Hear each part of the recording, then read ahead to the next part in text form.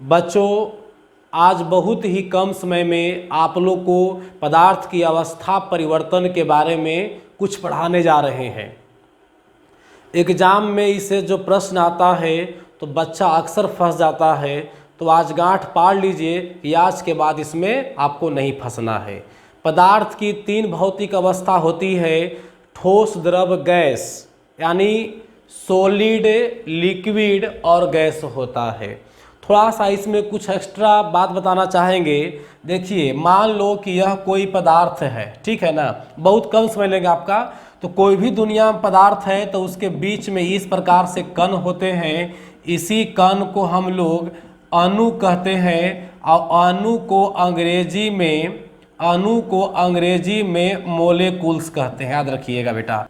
तो देखो, सॉलिड में प्रॉपर्टीज क्या होगा, लिक्विड का प्रॉपर्टीज क्या होगा, गैस का प्रॉपर्टीज क्या होगा। मात्र दो प्रॉपर्टीज को हम पढ़ाएंगे, क्योंकि प्रॉपर्टीज का संबंध जो है हम लोग का अवस्था परिवर्तन से है। हालांकि प्रॉपर्टीज इसका बहुत सारा है, लेकिन मात्र 2 प्रॉपर्टीज पढ़ाएंगे यहाँ पर।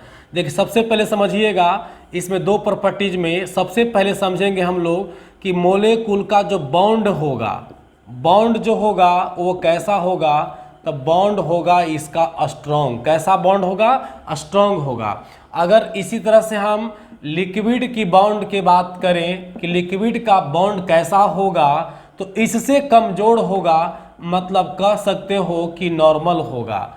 अगर हम गैस की बॉन्ड की बात करें कि इसका बॉन्ड कैसा होगा, तो इसका बॉन्ड याद रखिएगा बहुत ही कमजोर होगा, वीक होगा। क्या होगा? वीक होगा। दूसरा बात देखा जाए, मोमेंट ऑफ मोलेकुल्स। मोमेंट ऑफ मोलेकुल्स, तो मोमेंट ऑफ मोलेकुल्स सॉलिड में बिल्कुल लो होता है। बिल्कुल क्या होता है? लो होता है। लो का मतलब हो गया कि no moment. No moment that means समझिए कि यह जो होता है कैसा होता है? स्टैटिक होता है। मतलब सॉलिड का अणु मोलेकुल्स मोमेंट नहीं करता है, बिल्कुल स्टैटिक रहता है। मतलब समझिए क्या रहता है? स्थिर रहता है। अगर मैटर की में हम लोग बात करें कि मैटर में मोमेंट ऑफ मोलेकुल्स क्या होगा, तो याद रखिएगा बेटा, इसमें थोड़ा मोमेंट करेगा, इसमें थोड़ा मोमेंट करेगा। सिंपल सी बात समझिए, ईंट पत्थर और पानी में देखिएगा, पानी जो है मोमेंट करता है, लेकिन ईंट पत्थर मोमेंट नहीं करता है। तो देखिए, मोमेंट ऑफ मोलेकुल्स देखेंगे तो यहाँ बोलेंगे नॉर्मल। क्या बोलेंगे? नॉर्मल बोल सकते हैं या मीडियम बोलिएगा। यदि गैस में देखिएगा मूवमेंट ऑफ मोलेकुल्स, तो यहाँ पर जो है बहुत ही हाई होगा। क्या होगा? हाई होगा। तो देखिए, यहाँ कंपेयर करवा रहे हैं कि सॉलिड का जो मोलेकुल्स होता है उसमें मोमेंट कैसा होता है? लो होता है, स्थिर होता है। और बॉन्ड कैसा होगा? स्ट्रॉन्ग होगा। लिक्विड में बॉन्ड नॉर्मल होगा और गैस में बॉन्ड क्या होगा? वीक होगा। थोड़ा सा हिंदी भी आप लोग को समझा दें, लिख ले, नोट कर लीजिएगा। सॉलिड का हिंदी ठोस होता है और लिक्विड का हिंदी द्रव होता है और गैस का तो गैस ही होगा। ठीक है। अब देखिए, बॉन्ड का मतलब हो गया बंध। बंध इसको बोलते हैं। बंध जो है मजबूत होगा। कैसा होगा? मजबूत होगा। किसका वाला? सॉलिड वाला। इन छोड़ दो इसको। और इसका जो बंध होगा ये कमजोर होगा। वीक मतलब क्या होता है? कमजोर होता है। अब आप लोग एक बात समझो बाबू, ई बंधन में, ई बॉन्ड में और मोमेंट ऑफ मोलेकुल्स में क्या संबंध है? ये स्ट्रॉन्ग था तो इसका क्या था? लो था। स्ट्रॉन्ग है तो स्थिर है। जब बंधन बरियार है तो इसका गति जो है, मोलेकुल्स का जो गति है वो बहुत ही कम है। ठीक है। अब देखिए, इसका बॉन्ड देखो, गैस का बॉन्ड बहुत कमजोर है, तो इसका जो स्पीड है, मोमेंट है मोलिकुल्स का, बहुत क्या हो गया, हाई हो गया। एक बात आपको समझाते हैं, जिस बच्चा का या जिस विद्यार्थी का, चाहे वो लड़की हो या लड़का हो, किसी विद्यार्थी का यदि गार्जियन का बंधन बहुत ही स्ट्रांग है एंड एनी टाइम बच्चा पर उनका निगरानी रहता है, तो उस कंडीशन में बच्चा जो है मोमेंट कम करता है, अपना खाया पिया, कोचिंग गया, वापस घर आया, मोमेंट बिल्कुल कम होती है, उछल कूदक कम करता है। जिसका गार्जियन थोड़ा बहुत ढिलाई दिया, थोड़ा बंधन कमजोर हुआ, तो उसका बच्चा भी नॉर्मल थोड़ा कूद फान करेगा, क्रिकेट खेले जाएगा, फुटबॉल खेले चल जाएगा, थोड़ा गांव में एक आध चक्कर लगा के चल आवेगा। बात समझ रहे हैं। और जिसका बंधन वीक हो गया, जिसका बाप मतारी, जिसका पेरेंट कोई देखने वाला नहीं है, बिल्कुल बंधन नहीं है, तो वह पूरा के पूरा क्या होगा, फ्री होगा। वह पूरा पूरा क्या हो जाएगा, फ्री होगा। फ्री का मतलब कहीं भी वो घूम सकता है। फ्री मीन्स क्या हुआ, वो कहीं भी घूम सकता है। कभी इलाहाबाद घूमेगा, कभी दिल्ली घूमने जाएगा, कलकत्ता घूमने जाएगा, कभी राजरप्पा घूमने जाएगा, कभी झारखंड में कहीं घूमने जाएगा। तो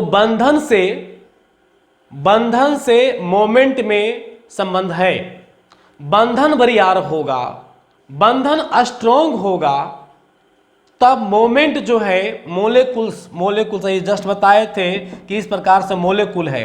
तो जब एक अणु से, मान लो कि अणु है और ये अणु है, दोनों के बीच बंधन अगर जब बरियार रहेगा, तो ये अणु एक दूसरे को छोड़कर नहीं हटेगा, जहां है वहीं पड़ा हुआ रहेगा। अब देखो, जब बॉन्ड स्ट्रॉन्ग है तो मोमेंट लो हो गया, बॉन्ड वीक है मोमेंट हाई हो गया। तो सॉलिड के अणु गति नहीं करते हैं क्योंकि उसका जो बॉन्ड है वह स्ट्रॉन्ग है। गैस के अणु फ्री होते हैं, स्वतंत्र होते हैं, क्योंकि इसका बॉन्ड क्या है, वीक है। क्लियर हो गया।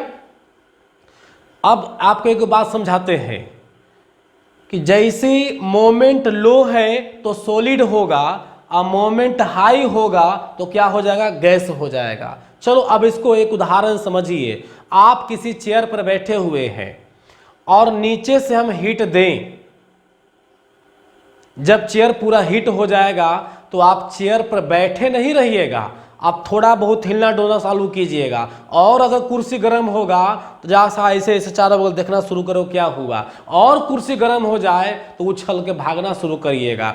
तो जब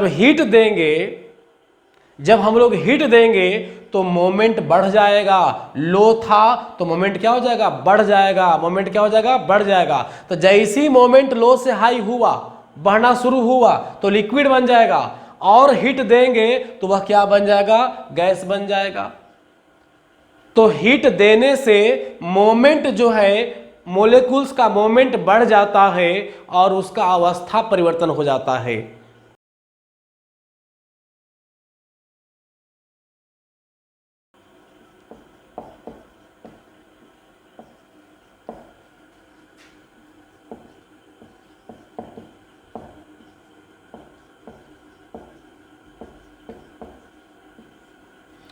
पदार्थ की अवस्था परिवर्तन, पदार्थ की अवस्था परिवर्तन। देखो बाबू, अवस्था परिवर्तन, पदार्थ की अवस्था परिवर्तन के लिए दो फैक्टर जिम्मेदार होता है। एक हो गया पहला हीट, पहला क्या हो गया, हीट, और दूसरा हो गया प्रेशर। दूसरा क्या हो गया, प्रेशर। मतलब हीट या टेम्परेचर कहिए, हीट या टेम्परेचर कहिए, हीट या टेम्परेचर, और दूसरा क्या हो गया, प्रेशर हो गया। हीट एंड टेम्परेचर का मतलब हो गया बाबू ऊष्मा या ताप, ऊष्मा या ताप, और प्रेशर का हिंदी क्या हो गया, दाब हो गया। मतलब किसी भी वस्तु का अगर अवस्था परिवर्तन होगा तो दो ही फैक्टर्स कारण होगा, हीट एंड टेम्परेचर के कारण या तो प्रेशर के कारण, हीट एंड टेम्परेचर के कारण या प्रेशर के कारण। तो आइए देखते हैं पहले हम लोग हीट एंड टेम्परेचर से अवस्था परिवर्तन कैसे होता है। देखिए, यह हो गया आपका सॉलिड, और इसके बाद हम यहां दे दिए लिक्विड। क्या दिए, लिक्विड। और यहाँ दे दिए हम गैस। 3 स्टेट हो गया, देख रहे हैं ना। ए आपका हो गया सॉलिड, ए आपका हो गया लिक्विड, और ये आपका क्या हो गया, गैस हो गया। सॉलिड का मतलब क्या, ठोस, लिक्विड मतलब द्रव, गैस मतलब तो गैस ही होता है। चलो बेटा समझिएगा, यहाँ सॉलिड को जब हीट करेंगे, सॉलिड को जब हीट करेंगे तो क्या बनेगा, लिक्विड, और लिक्विड को हीट करेंगे तो क्या बन जाएगा, गैस। कैसे बनेगा से समझिए। सॉलिड में मोलेकुल्स मोमेंट नहीं कर रहा था, लेकिन जैसे हीट दिए थोड़ा मोमेंट में आ गया, तो मोमेंट हुआ तो लिक्विड बन गया, और हीट किए तब यह लिक्विड से क्या बन गया, गैस बन गया। अब इसी को रिवर्स करिए, जब हम लोग गैस को कूल करेंगे तब क्या बन जाएगा, लिक्विड बन जाएगा, और फिर लिक्विड को कूल करेंगे तो क्या बन जाएगा, सॉलिड बन जाएगा। ये पूरी तरह से रिवर्सेबल है, मतलब भौतिक क्रिया है, फिजिक्स का प्रोसेस है। देखिए अब समझिए, सॉलिड से लिक्विड जो बना, इस प्रोसेस को हम बोलते हैं मेल्टिंग। क्या बोलेंगे, मेल्टिंग, मतलब हो गया द्रवन।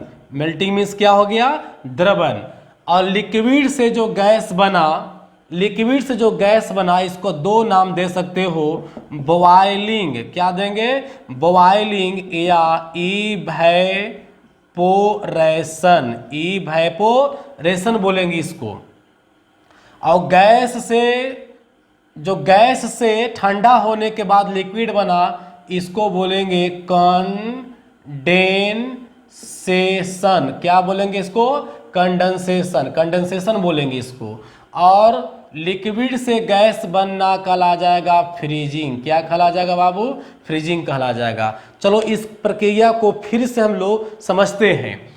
सॉलिड का मतलब ठोस, लिक्विड मतलब द्रव, और गैस मतलब गैस। सॉलिड में हीट करेंगे लिक्विड बनेगा, लिक्विड को हीट करेंगे गैस बनेगा।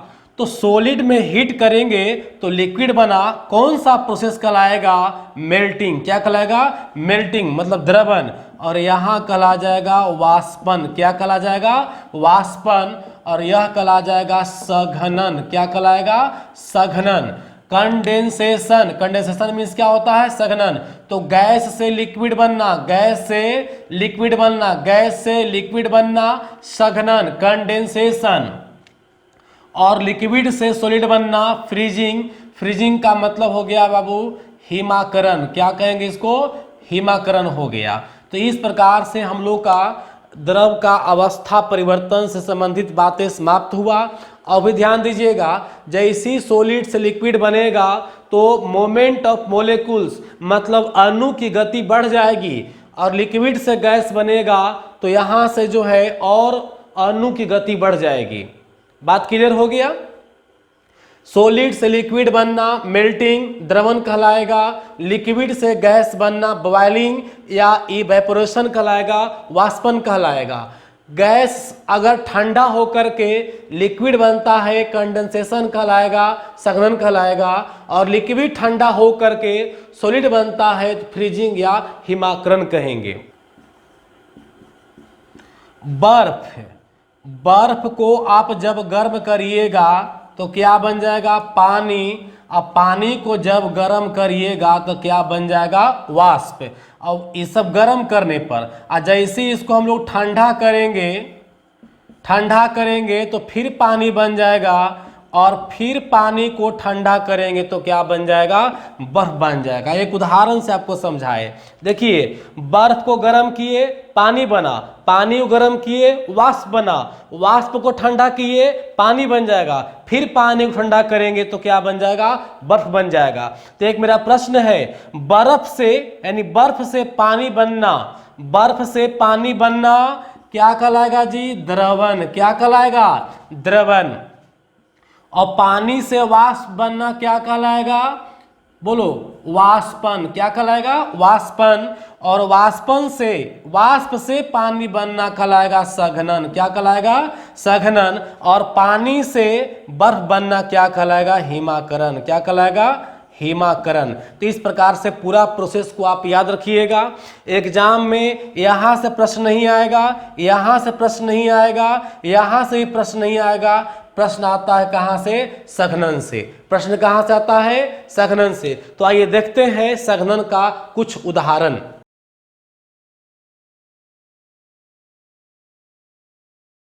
देखो,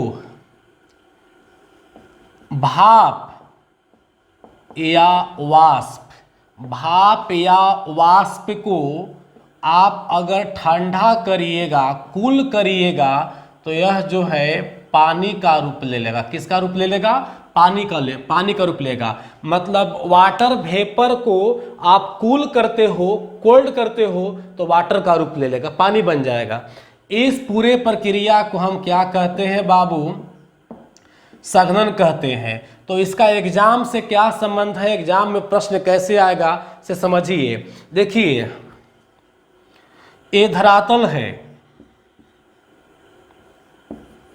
यह उपरज है, पेड़ वगैरह चीजें वगैरह है। देखो, यह बादल है, पता है बादल ई है, मतलब बादल है। बादल में पानी जो होता है, बादल में पानी गैसीय अवस्था में है। मतलब बादल जो है एक प्रकार का क्या है? वाष्प है। क्या है? वाष्प है। जब ये ठंडा होता है तब आपको नीचे धीरे धीरे वर्षा के रूप में इस प्रकार से गिरना शुरू हो जाता है। तो यानी कि वाष्प से पानी बनना, वाष्प से क्या बनना? पानी बनना कौन क्रिया होगा? संघनन क्रिया होगा। तो आपसे एग्जाम में प्रश्न पूछा जाएगा कि वर्षा होना किस भौतिक क्रिया का देन है? तो आप याद रखिएगा संघनन। वर्षा होना मतलब बादल में जो जलवाष्प है उसका ठंडा होकर के पानी बरसना कौन क्रिया होगा? संघनन होगा। या फिर देखिएगा कि आप कोई बर्तन में, मान लो कि ये देखो एक गिलास है, इस बर्तन में आप बर्फ का टुकड़ा ले लीजिए। जैसी बर्फ का टुकड़ा लीजिएगा तो इसके बर्तन के चारों बगैर पानी जम जाता है। तो क्या बर्तन लीकेज थी? बर्तन लीकेज नहीं थी, बल्कि ये बर्तन ठंडा हुआ बर्फ से, तो आसपास जो हवा में जलवाष्प थे वो ठंडा होकर के, जलवाष्प ठंडा होकर के क्या बन गया? पानी बन गया, और आपको पानी दिखाई देना शुरू हो गया। आप इसका उदाहरण और देख लीजिए। सुधा जो दूध है उसका पैकेट को जब दुकानदार पैकेट निकालता है उस समय उस पर पानी नहीं जमा होता है, लेकिन आपको घर लाते लाते पूरी उस पर पानी जम जाता है। तो पानी कहाँ से आया? सुधा दूध फ्रिज में रखा हुआ था, दूध ठंडा था। जैसे ही उसको वायुमंडल में आप ले आए तो आसपास का जो जलवाष्प था वो दूध से ठंडा होकर पानी में बदल गया। दूध वाष्प जो है, वाष्प ठंडा होकर पानी में बदल गया। कौन क्रिया हुआ?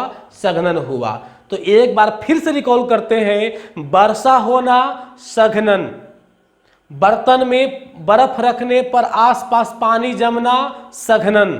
जब किसी भी वस्तु को फ्रिज से निकालकर बाहर रखते हैं तो उसके आसपास पानी जम जाता है, क्योंकि जो हवा में नमी थी वो ठंडा होकर किसका रूप ले लिया? पानी का रूप लिया। कौन क्रिया हुआ? संघनन क्रिया हुआ। तो याद रखिएगा संघनन क्रिया बहुत ही फेमस है, और खास करके वर्षा होने वाला। और शीतलहरी हो गया, कुहासा हो गया।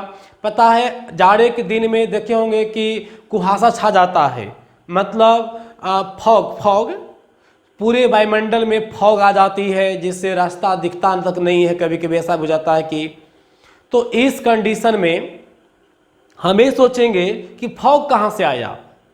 तो वायुमंडल में पहले से जलवाष्प की मात्रा थी, वायुमंडल में पहले से आर्द्रता थी, जो ठंडा के कारण जल में परिवर्तित हो गया, जल के छोटे छोटे कणों में परिवर्तित हो गया, जिसे हम लोग फॉग कहते हैं।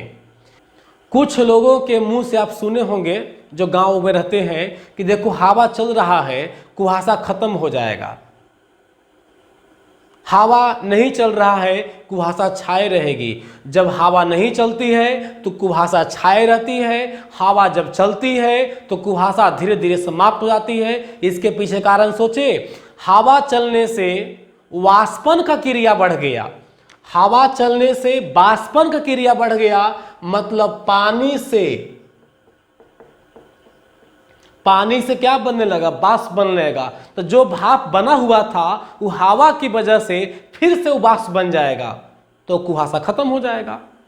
अब हम लोग देखते हैं कि प्रेशर के कारण अवस्था परिवर्तन कैसे होता है। देखिए, पहले ले लेंगे हम लोग सॉलिड, क्या ले लेंगे, सॉलिड, और फिर बना देंगे लिक्विड, और फिर क्या ले लेंगे हम लोग, गैस ले लेंगे। ठीक है, सॉलिड, लिक्विड, गैस। सॉलिड पर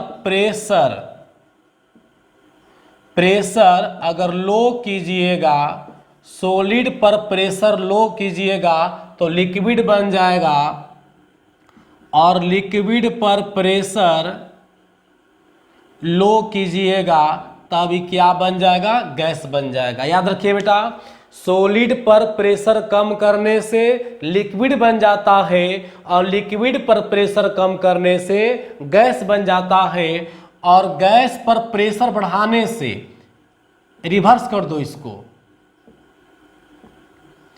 प्रेशर हाई करिएगा मतलब बढ़ाइएगा, गैस पर प्रेशर हाई करेंगे तो लिक्विड बन जाएगा, और फिर लिक्विड पर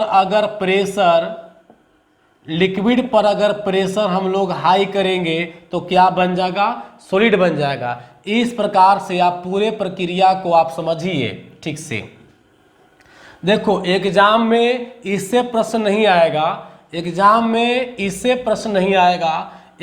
में प्रश्न आता है इससे और इससे आता है, इस पर और इस पर आता है। एक उदाहरण आपको समझा रहे हैं, देखिए। हालांकि भी कभी कभी प्रश्न इससे भी आता है, ये भी ठीक ठाक है, ज़्यादा ये नहीं है। देखो, ये मान लो कि आपका एलपीजी गैस का टंकी है, एलपीजी गैस का टंकी है, एलपीजी है। देखे होंगे जब एलपीजी को जब टंकी में ऐसे हिलाइएगा तो बिल्कुल ये द्रव की तरह दिखाई पड़ता है, मतलब हमेशा यह जो है लिक्विड फॉर्म में इसमें दिखाई पड़े, अनुभव होगा। लिक्विड पेट्रोलियम गैस या लिक्विफाई पेट्रोलियम गैस, मतलब टंकी में रहेगा तो यह जो गैस है आपको लिक्विड फॉर्म में अनुभव होगा। ठीक है, क्यों, क्योंकि यहाँ पर प्रेशर जो होता है वो क्या होता है, हाई। जब प्रेशर हाई होगा तो गैस से क्या दिखाई पड़ेगा, क्या बना हुआ अनुभव होगा, लिक्विड। देखिए, प्रेशर जब हाई होगा, गैस पर जब प्रेशर हाई होता है तो लिक्विड रूप ले लेगा। जैसे इस गैस को हम लोग बाहर छोड़ेंगे इस प्रकार से, तो इस कंडीशन में प्रेशर जो है लो हो जाता है, क्या होता है, लो, और यह जो है फिर किसका रूप ले लेता है, गैस का रूप ले लेता है। अब समझिए, आप लोग घर में गैस टंकी है, उसको इस प्रकार से हिलाइए तो लिक्विड द्रव जैसा प्रतीत होगा, पानी जैसा प्रतीत होगा हिलाने के बाद, समझ गए।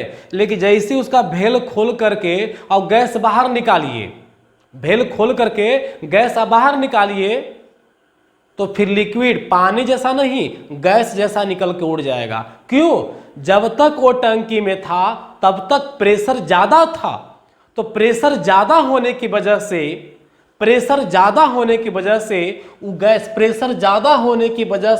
गैस क्या बना हुआ था, लिक्विड बना हुआ था।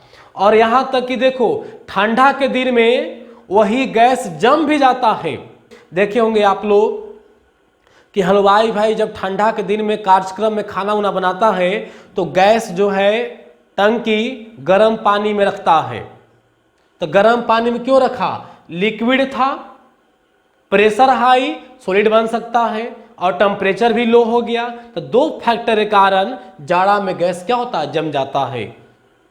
दो फैक्टर मतलब दाब कम ज्यादा होने से और टेम्परेचर कम जाने से जो एलपीजी गैस है वो टंकी में क्या होता है, जम जाता है। इसीलिए हलवाई गर्म पानी में टंकी को रखता है ताकि गैस नहीं जमे। एक उदाहरण और देखो,